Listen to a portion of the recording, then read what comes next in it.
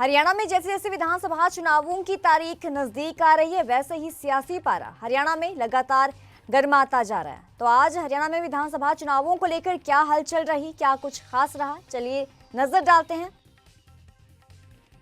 इंद्री में पूर्व मुख्यमंत्री और केंद्रीय मंत्री मनोहर लाल ने कहा कि भाजपा हरियाणा में नया रिकॉर्ड स्थापित करेगी। अब तक किसी भी दल ने प्रदेश में लगातार तीसरी बार सरकार नहीं बनाई। आगे कहा कि आप केंद्र के चुनाव देख लीजिए, नरेंद्र मोदी तीसरी बार प्रधानमंत्री बने हैं।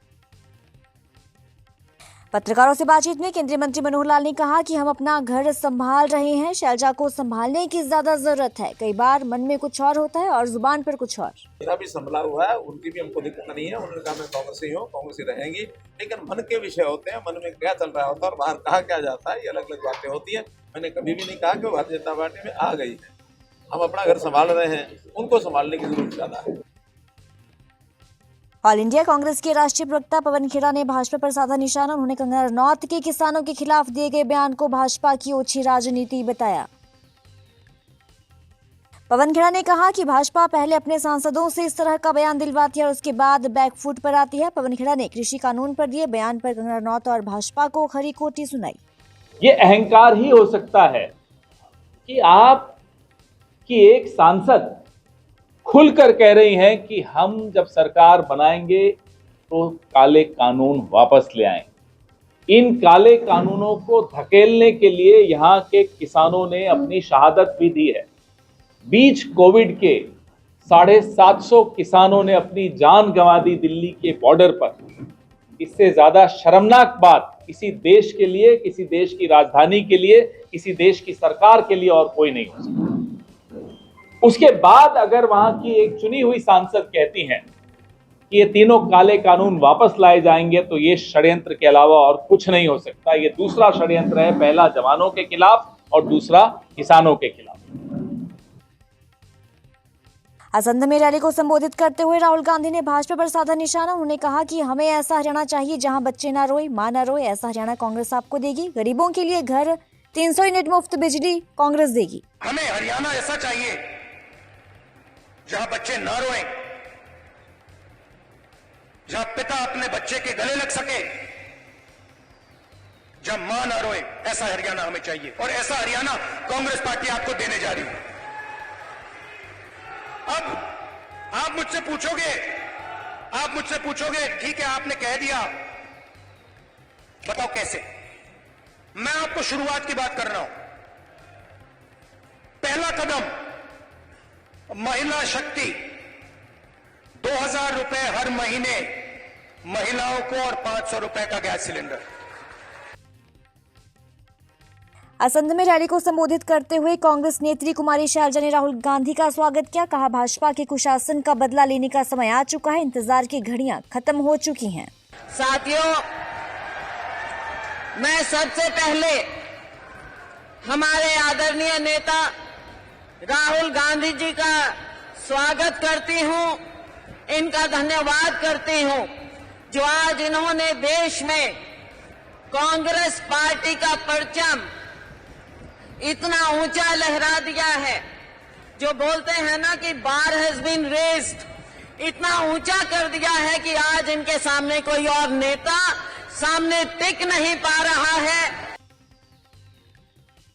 कुमारी शैलजा ने कहा 5 तारीख को कांग्रेस को आशीर्वाद देना है। इसके साथ ही असंध विधानसभा प्रत्याशी शमशेर सिंह गोगी के पक्ष में वोट की अपील भी की।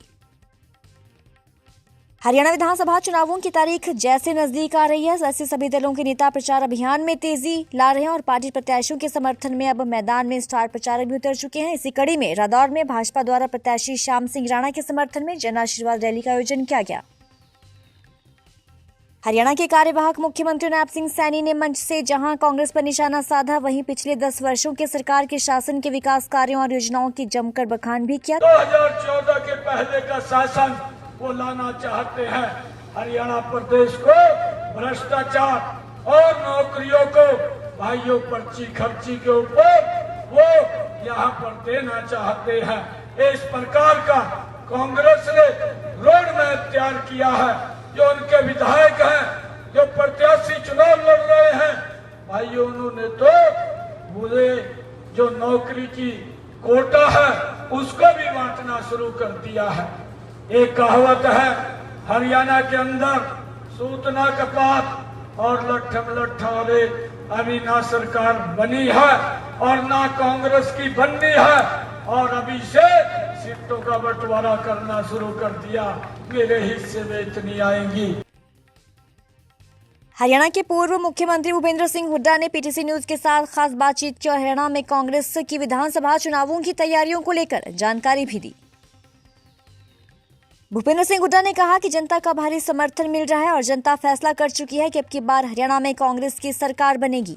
देखिए, जनता का जबरदस्त जन समर्थन मिल रहा है हमारे को, कांग्रेस पार्टी को, और अब के लोगों ने फैसला किया, छत्तीसगढ़ फैसला कर लिया कि अब की बार हरियाणा में कांग्रेस की सरकार। तोल के देख लिया, 10 साल की हमारे कांग्रेस की कार्यकाल की उपलब्धियां देख ली और इनकी विफलताएं देख ली। कहाँ तो हरियाणा प्रति व्यक्ति आय, प्रति व्यक्ति निवेश में, कानून व्यवस्था में, नौकरी देने में, खेल खिलाड़ी में नंबर 1 था 14 तक जब अपनी सरकार छोड़ी। अब नंबर 1 है बेरोजगारी में, महंगाई में, कानून व्यवस्था बिल्कुल चरमरा गई, लोग अपने आप को असुरक्षित महसूस कर रहे हैं। हथेनी विधानसभा क्षेत्र के गांव जोधपुर की डगर चौपाल पर पीटीसी न्यूज की टीम पहुंची, लोगों से सरकार और विधायक के कामकाज की जानकारी ली और चुनावी चर्चा भी की। बातचीत के दौरान कुछ लोगों ने भारतीय जनता पार्टी की प्रशंसा करते हुए इच्छा जाहिर की है कि फिर से भारतीय जनता पार्टी की सरकार बने, जबकि कुछ लोगों का ये कहना है कि प्रदेश में भूपेंद्र सिंह हुड्डा की सरकार बहुत अच्छी है और भूपेंद्र सिंह हुड्डा फिर से सत्ता में आने चाहिए। के बारे में जो कहना आपका हुड्डा चाहिए, मान चाहिए हुड्डा नंबर। ऐसी कौन सी पॉलिसी थी जिसके लिए आप कांग्रेस सरकार चाहते हो? कांग्रेस जो चाह रहे हैं, कांग्रेस काम ठीक करे और या बीजेपी ने कोई काम ठीक न करे। नौकरियों में पहले पैसे लगते थे या नेताओं की सिफारिश चलती थी, अब बिना खर्ची के, बिना पर्ची के नौकरियां लग रही हैं। अजी बगैर पैसा कौन नौकरी लग रही है? सब रिश्वत चाहिए या में और ज़्यादा चाहिए। विधानसभा चुनाव 2024 में महम बेहद हॉट सीट बनी हुई है। यहाँ मुकाबला निर्दलियों से है। जैसे जैसे मतदान की तारीख नजदीक आ रही है और वैसे ही महम से निर्दलीय प्रत्याशी राधा लावत का जन समर्थन लगातार बढ़ता जा रहा है। चुनाव प्रचार में जुटी राधा लावत ने कहा कि जनता का अपार प्रेम और जन समर्थन मिल रहा है। उन्होंने कहा कि मैं जनता की उम्मीदवार हूं, मेरा चुनाव जनता लड़ रही है और जीत भी जनता की ही होगी।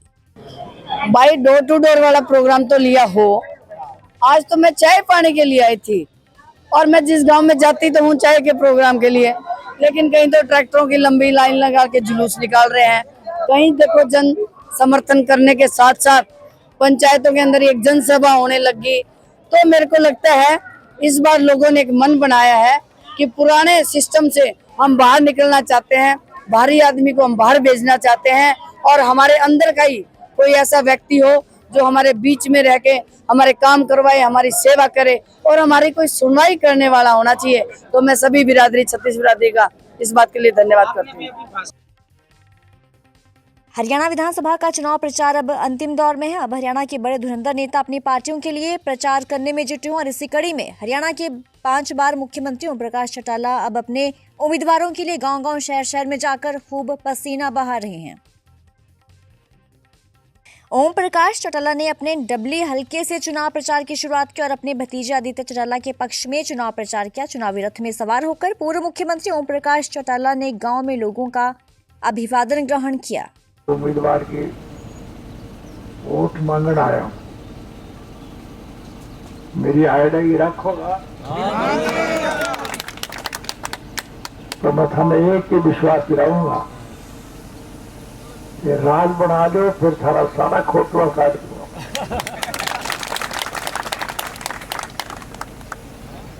पहले हमारे राज में कोई दिक्कत ही के था तो विशी में फिर बना दो।